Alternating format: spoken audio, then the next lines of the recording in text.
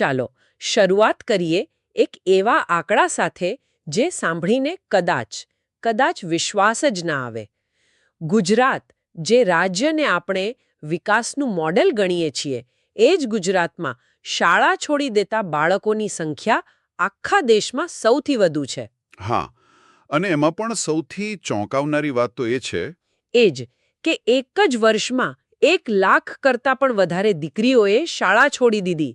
આજે આપણે BBC news ગુજરાતીના એક લેખના આધારે આ ખૂબ જ ગંભીર મુદ્દાની ઊંડી છણાવટ કરવાના છીએ. બરાબર.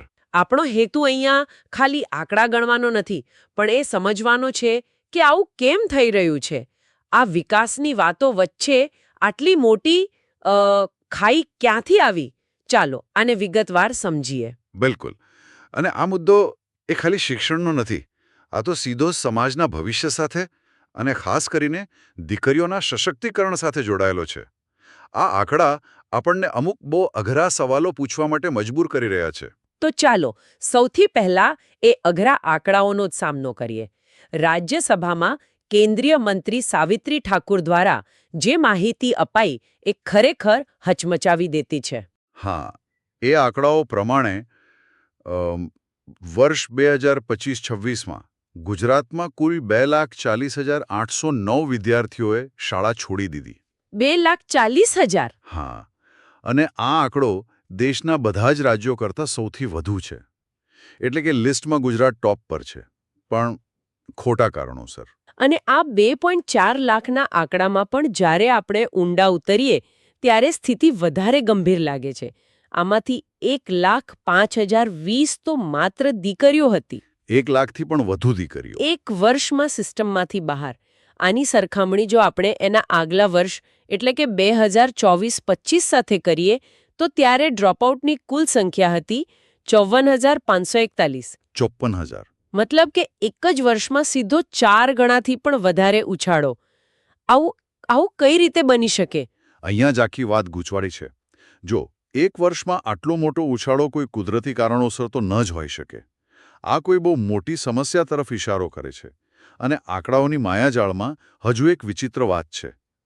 લેખ મુજબ વર્ષ 2024-25ના સરકારી ડેટામાં એવું બતાવાયું હતું કે ગુજરાતમાં કિશોરાવસ્થામાં પહોંચેલી માત્ર એક જ વિદ્યાર્થીની શાળા બહાર હતી.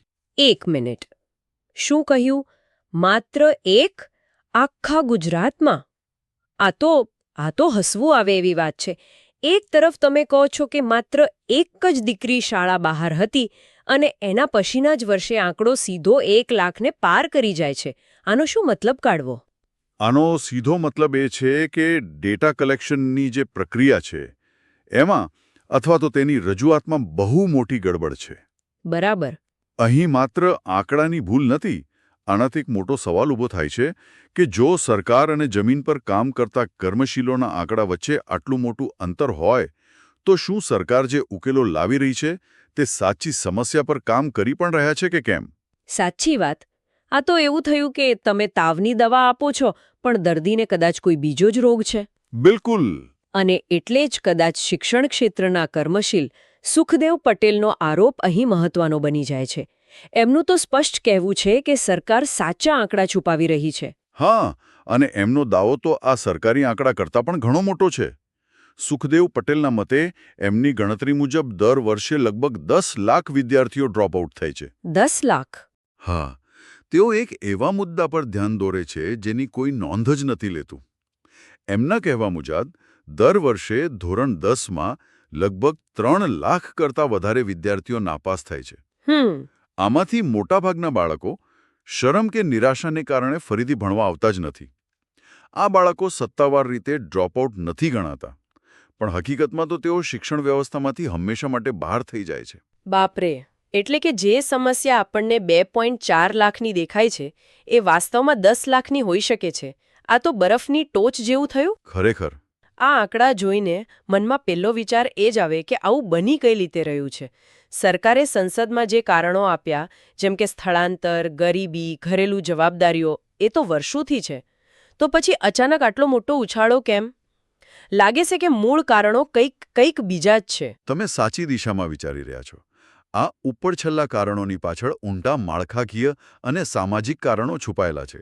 ચાલો એને વ્યવસ્થિત રીતે સમજીએ. પહેલી વાત કરીએ શૈક્ષણિક અને માળખાકીય સમસ્યાઓની. એટલે કે સ્કૂલ અને ભણતર સાથે જોડાયેલી સમસ્યાઓ. બરાબર. જો એક તરફ સરકારી શાળાઓની હાલત સતત કથળી રહી છે, ઘણી શાળાઓ બંધ થઈ રહી છે અથવા તો મર્જ થઈ રહી છે, શિક્ષકોની ઘટ છે, સુવિધાઓનો અભાવ છે, આનાથી શિક્ષણની ગુણવત્તા પર સીધી અસર પડે છે. એટલે આ તો એક પ્રકારની catch-22 જેવી સ્થિતિ થઈ. સરકારી શાળામાં સારું ભણતર નથી મળતું એટલે ત્યાં નથી ભણાવવું, અને ખાનગી શાળામાં એટલી ફી છે કે સામાન્ય માણસ ભણાવી નથી શકતો, એટલે છેવટે ભણવાનું જ બંધ કરી દેવાનું. બિલકુલ.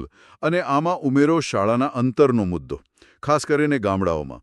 પ્રાથમિક શાળા તો કદાચ ગામમાં મળી જાય, પણ ધોરણ 8 પછી માધ્યમિક અને ઉચ્ચતર માધ્યમિક શાળા માટે બીજા મોટા ગામ કે તાલુકામાં જવું પડે છે. પણ ગામડા તો હંમેશાથી દૂર જ હતા, તો આ સમસ્યા હવે કેમ આટલી મોટી બની ગઈ? કારણ કે હવે દીકરીઓ પહેલાં કરતાં વધુ સંખ્યામાં ધોરણ 8 સુધી ભણી રહી છે.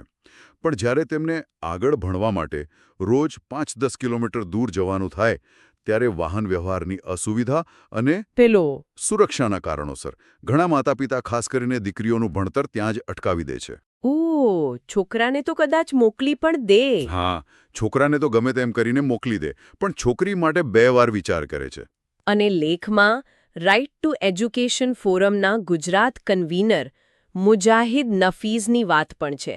તેઓ કહે છે કે શિક્ષકોને ભણાવવા સિવાયના એટલા બધા કામોમાં જોતરી દેવામાં આવે છે, વસ્તી ગણતરી, ચૂંટણીની ડ્યુટી, સરકારી યોજનાઓના ફોર્મ ભરવા, કે તેઓ વર્ગખંડ પર ધ્યાન જ નથી આપી શકતા. અને એની સીધી અસર ભણાવવાની ક્વોલિટી પર પડે છે. જ્યારે બાળકને શાળામાં કંઈ નવું શીખવા જ ન મળે, શાળા જવાનો રસપ્રદ જ ન લાગે, તો એ ધીમે ધીમે શાળાથી વિમુખ થઈ જાય છે. આ બધા થયા માળખાકીય કારણો. પણ હવે વાત કરીએ એનાથી પણ વધુ ચિંતાજનક પાસાની, ખાસ દીકરીઓ માટેના પડકારો. અહીંયા જ કદાચ સમસ્યાનું સાચું મૂળ છુપાયેલું છે. લેખમાં શૌચાલય જેવી પાયાની સુવિધાના અભાવની વાત છે. આ વાંચીને જ નવાઈ લાગે છે. નવાઈ લાગે એવી જ વાત છે.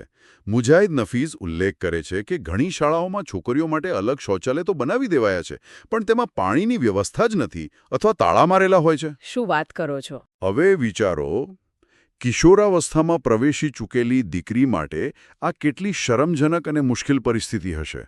આ એક જ કારણ તેમને શાળાએ જતા રોકવા માટે પૂરતું છે. આ તો 21મી સદીની વાત છે.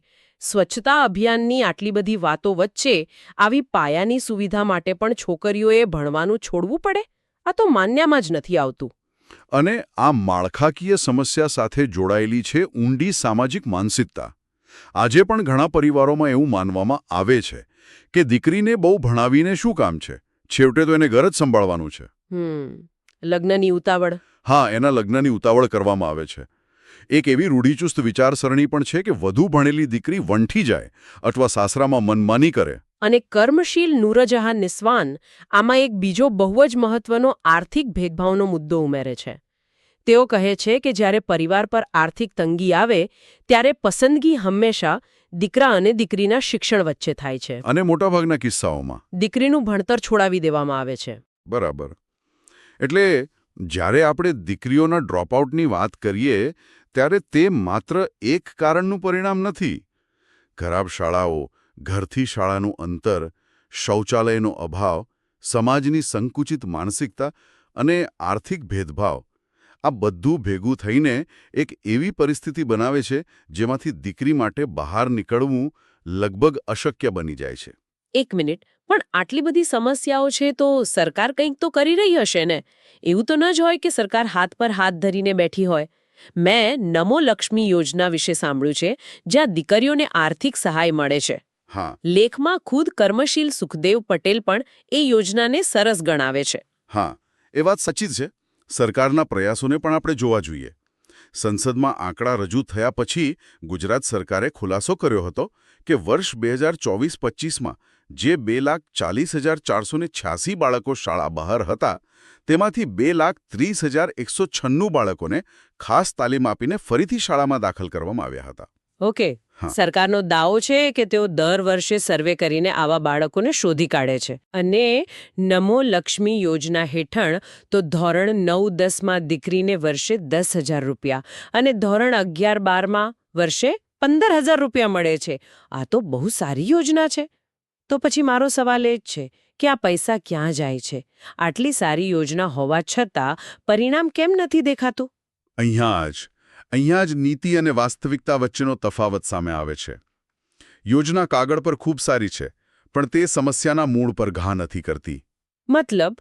પહેલી વાત, જેમ આપણે ચર્ચા કરી, સમસ્યા માત્ર આર્થિક નથી. જો શાળામાં શૌચાલય જ ન હોય, ભણતરની ગુણવત્તા જ ખરાબ હોય કે સમાજની માનસિકતા જ દીકરીને ભણાવવાની વિરુદ્ધ હોય, તો માત્ર પૈસા આપવાથી શું થશે? મતલબ કે તમે એમ કહેવા માંગો છો કે માત્ર શાળામાં ફરીથી નામ લખાવી દેવું એ કોઈ ઉકેલ નથી? બિલકુલ. અને આ જ વાત સુખદર પટેલ પણ કહે છે. સરકાર જે બાળકોને ફરીથી દાખલ કર્યાનો દાવો કરે છે, તેમાંથી કેટલા બાળકો ખરેખર નિયમિત શાળાએ જાય છે? પટેલના ધ્યાનમાં એવી શાળાઓ છે જ્યાં વિદ્યાર્થીઓનો પ્રવેશ તો બોલે છે, પણ એ વિદ્યાર્થીઓએ ક્યારેય શાળાનું મોઢું પણ નથી જોયું. ઓહ, આ તો માત્ર આંકડાની રમત થઈ. હા. અસલી પડકાર પ્રવેશ અપાવવાનો નથી. અસલી પડકાર એ બાળકને શાળામાં ટકાવી રાખવાનો છે. એને ગુણવત્તાયુક્ત શિક્ષણ આપવાનો છે. એટલે કે એનરોલમેન્ટ પર ફોકસ છે, પણ રિટેન્શન પર નહીં. આ ખૂબ જ મહત્વનો મુદ્દો છે. આમાં સુખદેવ પટેલે ખૂબ જ વ્યવહારુ સૂચન પણ કરે છે. તેઓ કહે છે કે સરકારે આ આંકડાઓની માયાજાળમાંથી બહાર આવીને સમસ્યાના મૂળ સુધી પહોંચવા માટે એક ઊંડો અભ્યાસ કરવો જોઈએ. બરાબર. અને આ મુદ્દા પર ભાજપ કોંગ્રેસ જેવું રાજકારણ કરવાને બદલે બધાએ સાથે મળીને ઉકેલ શોધવો જોઈએ. આ જ સૌથી મહત્વની વાત છે. શિક્ષણ કોઈ રાજકીય ફૂટબોલ નથી કે જેની સાથે એકબીજા પર આરોપ લગાવીને રમત રમી શકાય. આ એક સામાજિક જવાબદારી છે. સાચી વાત. જ્યાં સુધી શાળાઓની ભૌતિક અને શૈક્ષણિક ગુણવત્તા નહીં સુધરે, ત્યાં સુધી ગમે તેટલી આર્થિક યોજનાઓ મર્યાદિત સફળતા જ અપાવશે. તો આજની આ આખી વાતચીત પરથી એક વાત તો સાફ છે. ગુજરાતમાં શાળા ડ્રોપઆઉટ અને ખાસ કરીને દીકરીઓનો ડ્રોપઆઉટ એ કોઈ એક પરિબળનું પરિણામ નથી. આ એક જટિલ કોયડો છે જેના ઘણા ટુકડા છે. કથળતી સરકારી શાળાઓ, મોંઘું ખાનગી શિક્ષણ, માળખાકીય સુવિધાઓનો અભાવ અને સમાજની ઊંડી ઘર કરી ગયેલી રૂઢિચુસ્ત માન્યતાઓ. હા, અને સરકારે નમો લક્ષ્મી યોજના જેવી પહેલ કરી છે અને બાળકોને ફરીથી શાળામાં લાવવાના દાવા પણ કર્યા છે. પણ જમીની હકીકત એ છે કે આંકડાઓની વિશ્વસનીયતા પર અને યોજનાઓની અસરકારકતા પર ગંભીર સવાલો ઊભા થઈ રહ્યા છે. તો આ બધાનો અર્થ શું છે? આટલી બધી ચર્ચા પછી આપણે શું સમજવું? આનો સીધો અર્થ એ છે કે સમસ્યા જેટલી બહુસ્તરીય છે, ઉકેલ પણ એટલો જ બહુસ્તરીય હોવો જોઈએ. માત્ર એક યોજના કે એક વિભાગથી આ પ્રશ્ન હલ નહીં થાય.